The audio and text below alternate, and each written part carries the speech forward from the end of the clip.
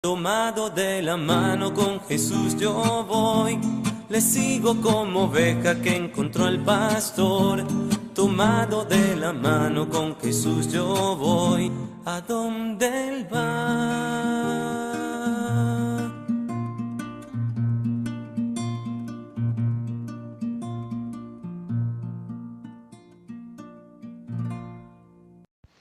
Lectura del Santo Evangelio según San Juan. Jesús dijo a sus discípulos: Dentro de poco ya no me verán, y poco después me volverán a ver. Entonces algunos de sus discípulos comentaban entre sí: ¿Qué significa esto que nos dice? Dentro de poco ya no me verán, y poco después me volverán a ver. ¿Y qué significa yo me voy al Padre? Decían: ¿Qué es este poco de tiempo? No entendemos lo que quiere decir. Jesús se dio cuenta de que deseaban interrogarle y les dijo: Ustedes se preguntan entre sí qué significan mis palabras. Dentro de poco ya no me verán, y poco después me volverán a ver. Les aseguro que ustedes van a llorar y se van a lamentar. El mundo, en cambio, se alegrará. Ustedes estarán tristes, pero esa tristeza se convertirá en gozo. Palabra del Señor. Hola, ¿cómo están, queridos amigos? Un saludo cordial. Continuamos este ejercicio contemplativo en torno a la vida de Jesús y el Evangelio de Juan, esta vez en su capítulo 16, en los versículos entre el 16 y el 20, nos encontramos con un episodio que algunos lo intitulan el pronto retorno.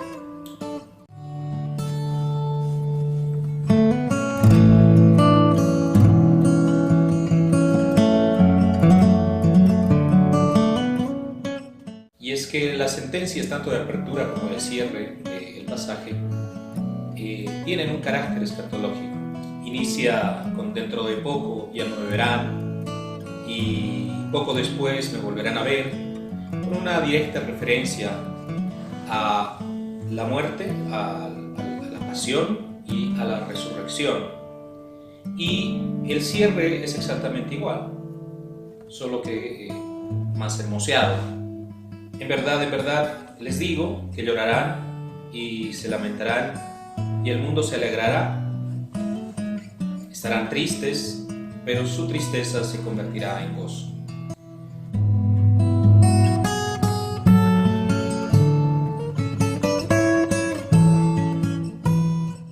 Es nuevamente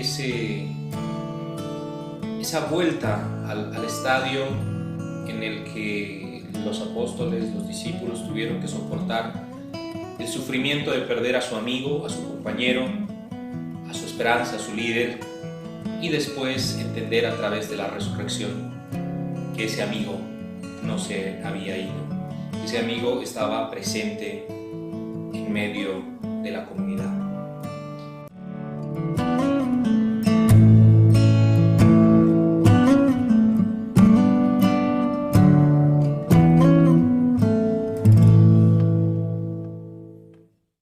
La comunidad, en este caso joánica, autora del Evangelio de Juan,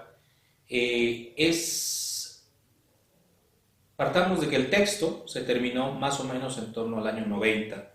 Por lo tanto, tenemos un trecho bastante amplio entre la muerte de Jesús, el episodio histórico de la crucifixión y la muerte de su amigo, hasta el año 90. Del 33, digamos, o 31, o el 30 hasta el 90, pues es una cantidad significativa en la que probablemente la mayoría de las personas que conocieron a Jesús en persona ya eran o personas muy ancianas o probablemente ya no estaban ni eran parte de la comunidad.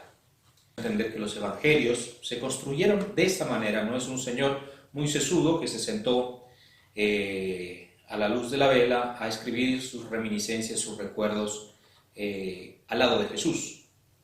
Es toda una comunidad que, bajo el liderazgo de apóstoles y discípulos, va haciendo una construcción, una narrativa de la experiencia que tuvieron los primeros compañeros de Jesús a los cristianos primitivos, los cristianos de la primera época, los cuales a su vez retransmitieron el mensaje y llevaron esto a un texto. Por lo tanto, la narrativa del Evangelio de Juan tiene un carácter, a diferencia de los otros, este es fuertemente marcado por el tema espiritual, lo habremos notado en las lecturas pasadas, y por el tema escatológico.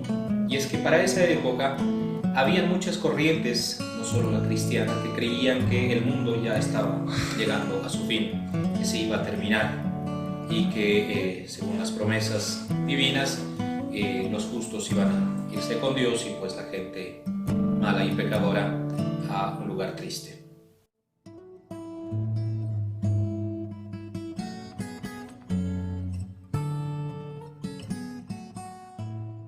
No es novedad, nosotros hemos vivido en el transcurso que llevamos viviendo más de un fin del mundo. Recordaremos el 2012, el año 2000, inclusive ahora, en la situación en la que nos hallamos, muchos debemos pensar que nos encontramos en un episodio parecido al de los relatos más dramáticos en la Biblia, sobre todo en el Antiguo Testamento. Pero entendamos que gran parte de la narrativa estilística del texto de Juan se debe a esto. Por una parte, a la distancia histórica que hay entre los primeros compañeros de Jesús a los actuales cristianos de esa época, que están construyendo el texto con sus categorías y con sus referencias en cuanto a corrientes filosóficas, corrientes religiosas, inclusive corrientes dentro del propio cristianismo. Este carácter escatológico obviamente está referenciando la vuelta al Mesías, es decir, ahora no lo vemos pero lo volveremos a ver, ahora se marcha pero va a volver, y la famosa concepción de la segunda venida, que tiene una profunda referencia y vinculación con el judaísmo.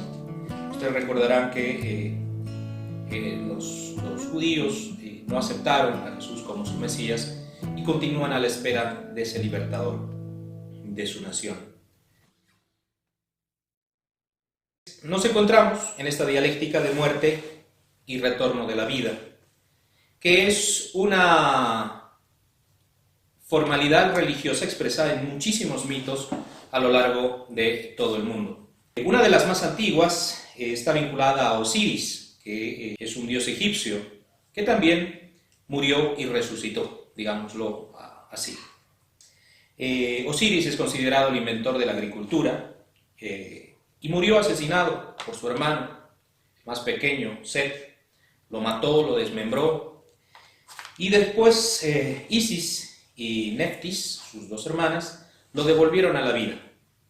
Este retorno a la vida se vuelve más tarde dentro del pueblo egipcio en una ritualidad y en una ceremonialidad atribuida precisamente a Osiris.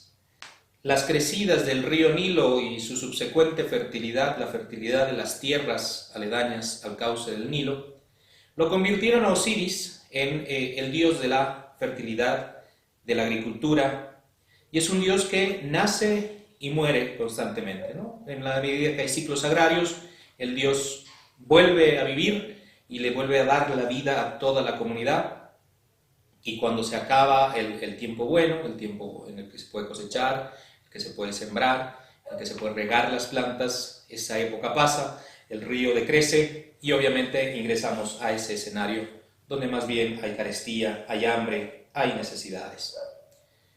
Todo esto lo menciono ¿por qué? Porque para comenzar, dioses que mueren y son devueltos a la vida forman parte de las narrativas religiosas de muchos pueblos y esta no es la excepción.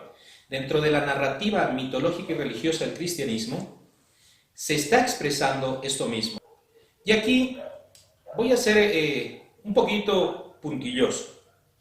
Resucitar en el griego se dice anastasi, que es ponerse de pie, y ekeirein, que significa despertarse. Y en ninguno de los dos casos significa volver de la muerte o perder el estado de finitud.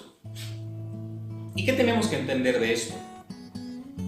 Y esto debería formar parte del oficio, del repertorio cristiano a desbaratar esos armazones de ficción, donde piedras gigantescas se mueven y sale un hombre iluminado de una cueva y todos estamos contentos porque la divinidad canceló la finitud. La divinidad venció a la muerte. En términos materiales, la verdadera victoria radica en que ese hombre, Jesús, el Jesús histórico, que convivió con un grupo de personas en su época y fue capaz de, a través de un mensaje sólido, consecuente y sobre todo direccionado a la gente humilde, a los pobres, a los indefensos, a los excluidos, a los marginados, consiguió atraer un grupo de personas para hacerse amigos de esa esperanza. Se juntaron para convertirse en compañeros de ruta del profeta, del Mesías, de aquel que había conseguido a través de su relato convencernos de que esa es la opción de quien se llama cristiano.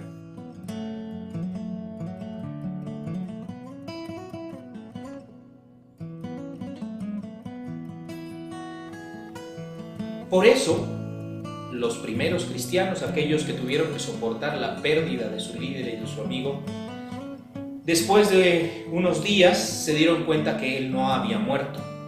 Se dieron cuenta que él estaba en medio de ellos y que ellos, los discípulos, los apóstoles, los seguidores, se convertían materialmente en la resurrección del Cristo, en la resurrección de Dios, en la victoria sobre la muerte.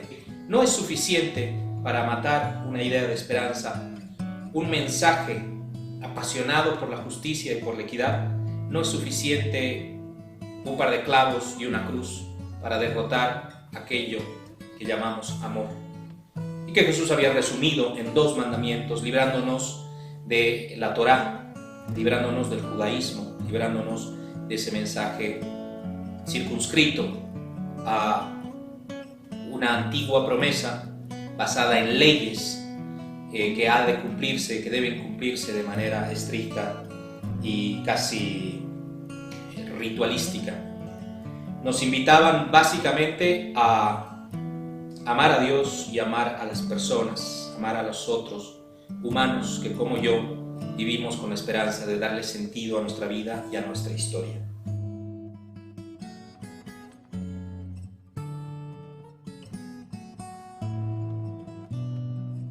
¿A qué va eso? Dentro de poco me verán y poco después me volverán a ver. Es nada más y nada menos que la convocatoria a toda la comunidad cristiana a encarnar al Cristo, a ser como cristianos y como comunidad cristiana el Cristo vivo, este que es capaz de derrotar a la muerte, este que es capaz de manera ferviente y militante de luchar por la justicia, de luchar por las desigualdades, de construir una sociedad justa, de construir una sociedad donde las desigualdades no sean el motor que dinamiza la historia, sino la solidaridad.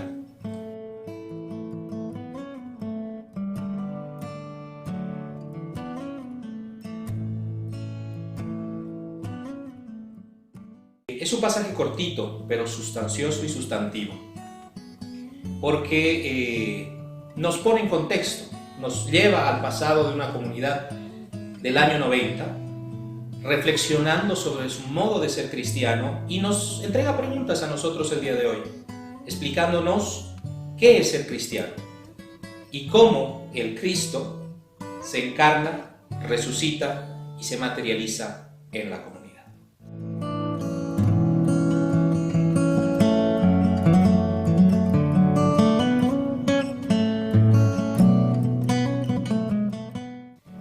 Es un placer estar aquí con ustedes, espero volverlos a ver. Mucho ánimo y pues mucha esperanza por sobre todo. Un abrazo grande, salud y bienestar.